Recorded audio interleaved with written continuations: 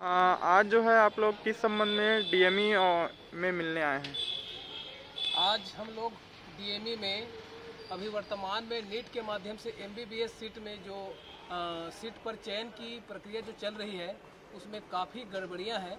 उस गड़बड़ी के संबंध में अवगत कराने माननीय संचालक महोदय से मुलाकात करने आए थे, जिसमें दो प्रमुख गलतियां पिछले 3 साल से चिकित्सा शिक्षा संचालक के द्वारा की जा रही है।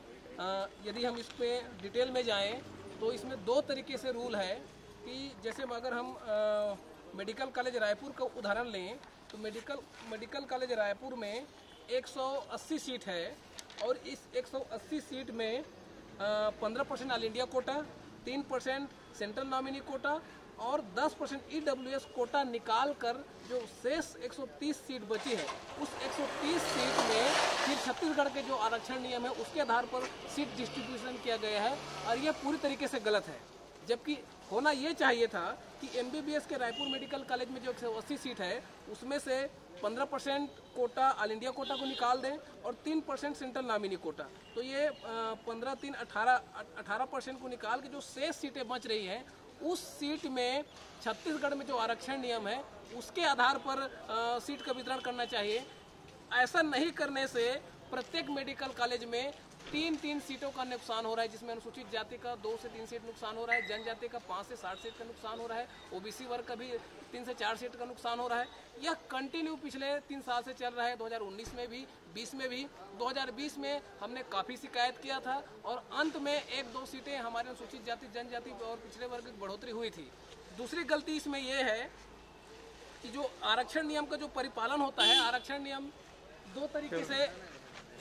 दो तरीके से इसमें सीट का इम्प्लीमेंटेशन होता है। एक वर्टिकल रिजर्वेशन, हॉरिजॉन्टल रिजर्वेशन। तो जो वर्टिकल रिजर्वेशन है इसमें सीट वितरण में जो राउंड अप रूल प्रिंसिपल है फ्रैक्शन का रिजर्वेशन के संबंध में वो पालन नहीं किया है। मैं उदाहरण स्वरूप बताना चाहूँगा, जैसे एसटी का 11.7% कैलकुलेशन आ रहा है और इसमें 12 सीट अनुसूचित जनजाति को मिलनी चाहिए, जबकि ये सीट 11 ही दी गई है। ठीक उसी प्रकार ये अनुसूचित जाति का भी है, इसमें 0.75 आ रहा है। इसमें कायदे से 1% एक पूरी सीट मिलनी चाहिए जो नहीं मिला है। मतलब ये पिछले 3 साल से अनुसूचित जाति, जनजाति और पिछड़े वर्गों के लिए जो राउंड अप रूल प्रिंसिपल है फ्रैक्शन ऑफ रिजर्वेशन का, जो दशमलव संख्या होता है, तो जो दशमलव के 50% के बाद का जो अंक आता है तो उसको पूर्णांक, हायर पूर्णांक में लिया जाता है और जो 0.5 से नीचे आता है उसको न्यूनतम पूर्णांक में लिया जाता है। तो इस रूल का पालन पिछले 3 साल से एमबीबीएस के सीटों में वितरण के लिए ध्यान नहीं दिया जा रहा है। तो इन सभी मुद्दों को लेकर आज हम यहाँ मेडिकल संचालनालय से मुलाकात किए हैं और आज हमारी कुछ टीम माननीय उच्च न्यायालय में भी हमारे जो एमबीबीएस के जो नीट क्वालिफाई बच्चे हैं एमबीबीएस सीट के लिए, वो बच्चे भी आज कोर्ट की ओर रुख किए हैं और ये सिलसिला चलता रहा तो हमारे समाज के लोग, अनुसूचित जाति, जनजाति और पिछड़े वर्ग के जो अनुसूचित जाति, जनजाति, पिछड़े वर्ग के जो संगठन के लोग हैं इसका पुरजोर करेंगे।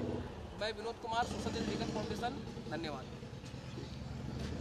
सर, इसमें आगे आज डीएमई में मिले उसके बाद भी अगर सॉल्यूशन नहीं मिलता तो आप आगे क्या करेंगे इसमें?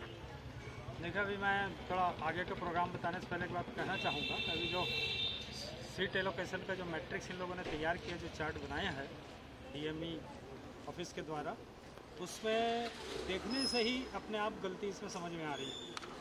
स्टेट कोटा को लेकर के जो वर्कआउट किया गया है, स्टेट कोटा में एसटी का 30%, स्पेशल एसटी 2%, 12% एससी के लिए और 14% ओबीसी के लिए, कुल मिलाकर के 58% होता है।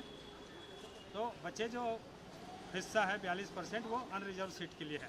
अनरिजर्व सीट, टोटल सीट 130 है एग्जाम्पल के लिए रायपुर मेडिकल कॉलेज का, तो उसमें 130 का 42% होता है, केवल 54 सीट अनरिजर्व सीट, जबकि यहाँ वर्कआउट किए गए 56 सीट। तो 2 सीटों का सीधा यहीं पर मैट्रिक्स में गलती नज़र आ रही। तो इस तरह से गलती हर मेडिकल कॉलेज के सीट में है।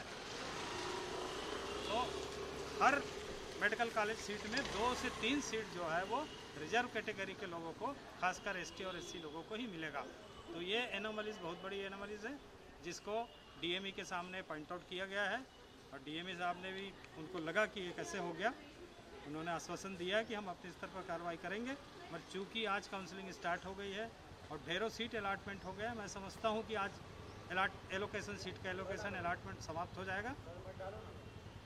अब हमारा जो है वो एक उम्मीद का किरण ये बाकी है कि जो हाई कोर्ट में रिट दायर किए हैं उसका नतीजा अभी आना बाकी है। हमारे पास अभी खबर नहीं है। अगर ये अनावली सुधारी नहीं जाती है तो विधायक मंत्री से लेकर के कोर्ट तक के ऑप्शंस हमारे खुले हुए हैं। इस पर हम सामाजिक संगठन के रूप में आगे कार्रवाई करेंगे, चरणबद्ध ढंग से करेंगे।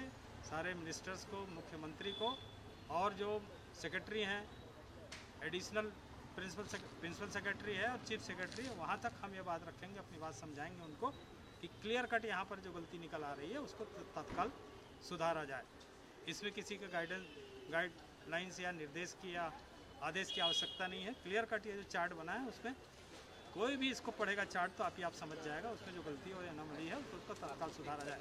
अगर नहीं सुधारेंगे तो हम हर स्तर पे इसका विरोध करेंगे और अंततः अगर हमें मजबूरीवश कोई कदम उठाना पड़े तो इसके लिए आंदोलन का भी रास्ता, धरना प्रदर्शन का रास्ता भी हमारे लिए, ऑप्शन हमारे लिए खुला हुआ है। मैं राजेंद्र प्रसाद भट्टपहरी, महासचिव प्रगतिशील छत्तीसगढ़ सत्नामी समाज, रायपुर। एक और गलती इसमें सामने आई है